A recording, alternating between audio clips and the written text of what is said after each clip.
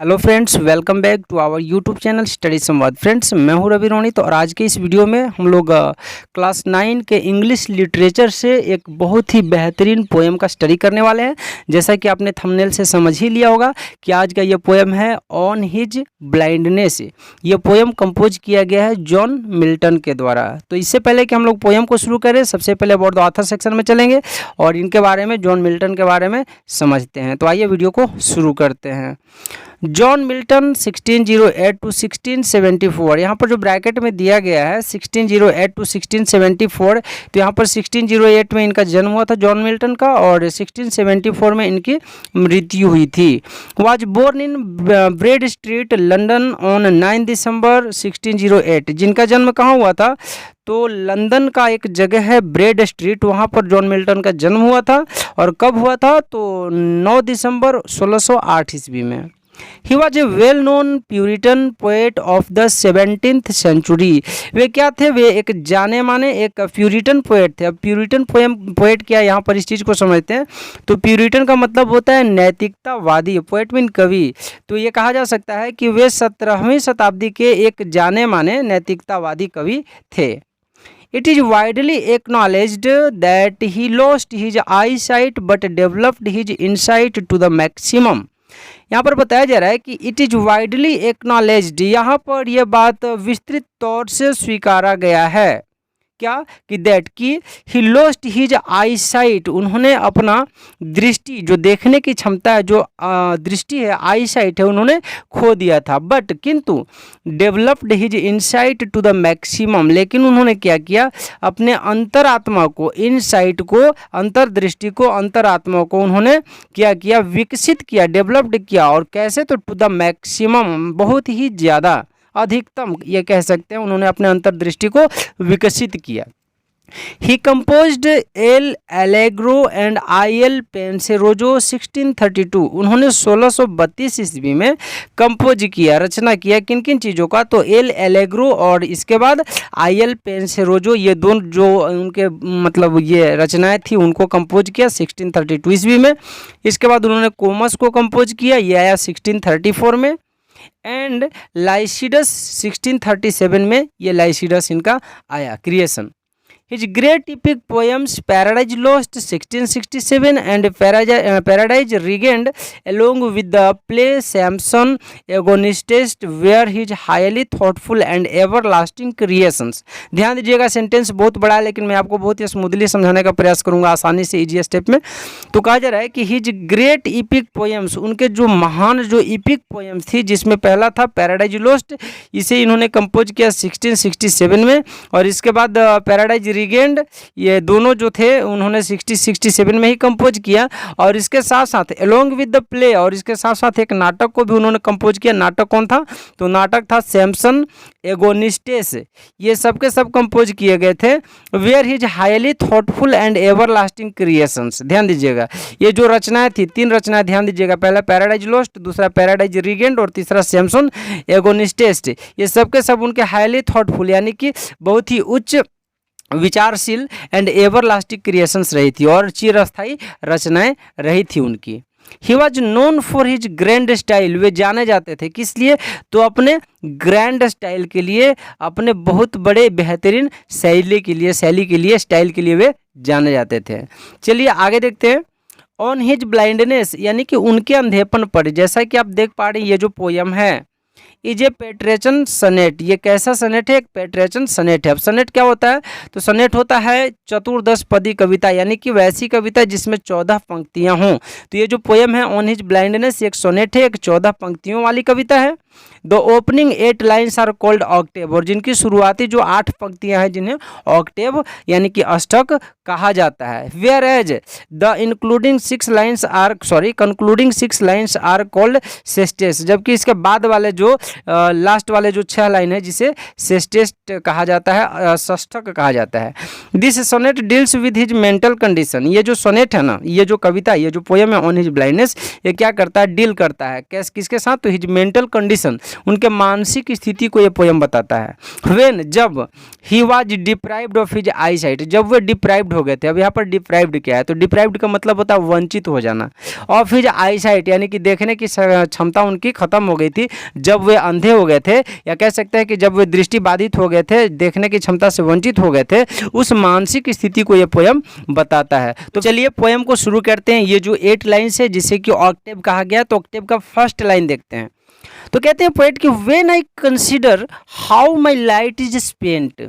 Poet कहते हैं कि व्हेन आई कंसीडर, जब मैं ये विचार करता हूँ, सोचता हूँ कि how my light is spent, कि मेरा जो लाइट है, मेरी जो देखने की क्षमता है, मेरी जो दृष्टि है, वो कैसे खर्च हो गई या कैसे चली गई। दोस्तों मैं एक बात आपको बता देना चाहूँगा कि ये पोयम जॉन मिल्टन ने अंधा होने के बाद, जब उनकी आंखों की दृष्टि चली गई थी, देखने की क्षमता गायब हो गई थी, उस कंडीशन में उन्होंने इस पोयम को लिखा है और अपने दुख और दर्द को इसमें बताया है।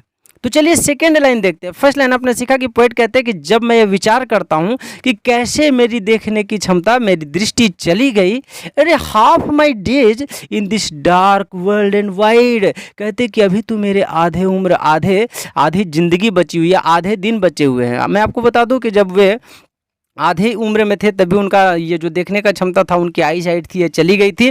तो इसके बाद कहते हैं कि in this dark world and wide में, और एक बात और समझिए कि जो अंधे हैं उनके लिए जो दुनिया है ना, बहुत बड़ी और अंधेरी नजर आती है। तो वही कहते हैं कि इन दिस डार्क, इस अंधेरे से वर्ल्ड में, संसार में, एंड वाइड जो कि काफ़ी विस्तृत है, काफ़ी चौड़ी है, काफ़ी बड़ी है, इस दुनिया में मैं कैसे एडेप्ट कर पाऊंगा। अब नेक्स्ट लाइन ये कहता है कि and that one talent which is death to hide, कहते कि और वो एक टैलेंट, और कौन सी टैलेंट, तो जॉन मिल्टन के पास कौन सी टैलेंट थी, लिखने की टैलेंट, पोएम्स को कंपोज करने की टैलेंट। अब क्या कहते हैं कि which is death to hide, जिसे छुपाना मृत्यु के समान होगी। इनका कहना है कि जो मेरे पास जो टैलेंट है, अब तो मेरी जो दृष्टि है वो चली गई है, अगर मैं उसको छुपा करके रखता हूँ तो बिल्कुल वो मृत्यु के समान होगा, मौत के समान होगा।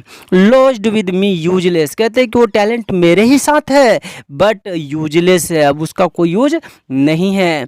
दाऊ my soul more bent to serve therewith my maker, यहाँ कहते हैं कि दाऊ, यद्यपि माई सोल, मेरी जो आत्मा है, more bent to serve therewith my maker, वो अभी भी मोर बेंट है, बहुत ज़्यादा मतलब जुड़ा हुआ है, झुका हुआ है किसकी ओर, तो टू सर्व, सेवा करने के लिए, किसका, तो देयर विद माई मेकर, जो मेरे बनाने वाले हैं, जो मेरा सृजन करने वाले हैं, जो मेरा निर्माण करने वाले हैं, उनके लिए मेरे मन में अभी भी कोई द्वेष नहीं है। यहाँ पर जॉन मिल्टन कहना चाहते हैं कि भले ही मैं अंधा हो गया लेकिन मुझे ईश्वर से कोई गिला शिकवा नहीं है।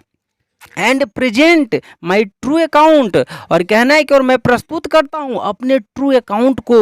यहाँ पर ट्रू का मतलब सच्चा और अकाउंट का मतलब होता है लेखा जोखा, लेकिन ये कहना चाहते हैं कि जो रोल मुझे दिया गया है, इस धरती पर लाया गया जिस रोल के लिए, मैं उस ट्रू अकाउंट को मैं फिर भी प्रेजेंट करना चाहता हूँ। लिस्ट ही रिटर्निंग चाइल्ड, और ऐसा इसलिए कि जब मैं रिटर्न हूँ, ईश्वर के पास जाऊँ, गॉड के पास जाऊँ, तो मुझे चाइल्ड ना करें, मुझे डांटे नहीं। Doth God exact day labour light denied, कहते हैं यहाँ पर एक बहुत ही क्वेश्चन है, वो ईश्वर से प्रश्न करते हैं और कहते हैं कि आई फॉन्डली आस्क, ध्यान दीजिएगा, कहते हैं कि doth God exact day labour light denied, question यहाँ पर आप देख पा रहे हैं, कहते हैं कि क्या ईश्वर जो है उनसे भी डे लेबर करवाते हैं, श्रम करवाते हैं, मेहनत करवाते हैं, जिनकी लाइट डिनाइड है, जो कि मतलब कह सकते हैं अंधे हैं, जिनको देखने की क्षमता नहीं है। यह बड़ा ही बढ़िया सा प्रश्न है, ईश्वर से वो पूछते हैं, कहते हैं कि क्या ईश्वर उनसे भी काम करवाता है जिनकी आंखें नहीं है, जो देख नहीं सकते हैं।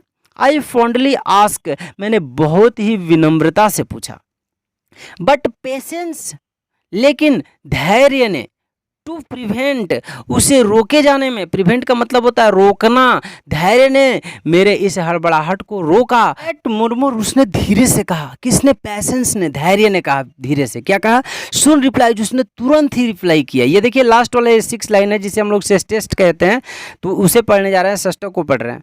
दैट मुरमुर, उसने धीरे से कहा, क्या कहा, सुन रिप्लाई, जल्दी ही रिप्लाई दिया। क्या धैर्य ने क्या कहा कि God doth not need either man's work or his own gifts. Patience ने क्या कहता है कि गॉड जो है उसे किसी चीज़ की आवश्यकता नहीं होती है, दोनों चीज़ों की आवश्यकता नहीं होती है। आइदर मैंस वर्क कहते हैं, धैर्य ने कहा कि ईश्वर को मानव के कार्य की आवश्यकता नहीं होती है और न ही उनके गिफ्ट की आवश्यकता होती है, उपहार की आवश्यकता होती है। धैर्य ने, पेशेंस ने कहा, क्या कहा कि ईश्वर को ना तो आपके कार्य की जरूरत है और ना ही आपके गिफ्ट की जरूरत है। Who best bear his mild yoke, अब ध्यान दीजिएगा, हु बेस्ट जो कि सबसे अच्छे तरीके से, बियर, बियर का मतलब सहना या ढोना, हिज माइल्ड योक, वो अपने हल्के से योक, योक क्या है यहाँ पर समझिए, जो योक को हिंदी में कहते हैं जुआट, और जो कि बैलों के कंधे पर रखे रहते हैं। तो यहाँ कहने का तात्पर्य है कि पेशेंस ने कहा किससे, जॉन मिल्टन से, कि वैसे लोग जो बेहतरीन तरीके से अपने कर्म को करते हैं, अपने कार्यों को पूरा करते हैं। दे सर्व हिम बेस्ट, जो अपनी सेवा अच्छी तरह से खुद से करते हैं। हिज स्टेट इज किंगली, और कहते हैं क्या, ध्यान दीजिएगा, कि जो ईश्वर का जो स्टेट है, ईश्वर का जो दरबार है वो इज किंगली, बहुत बड़ा है। Thousands at his bidding speed, और हजारों लोग जो हैं वो अपने बीडिंग स्पीड से, मतलब बहुत ही तीव्रता से, तेजी से, तीव्र गति से अपने अपने कार्यों में लगे हुए हैं।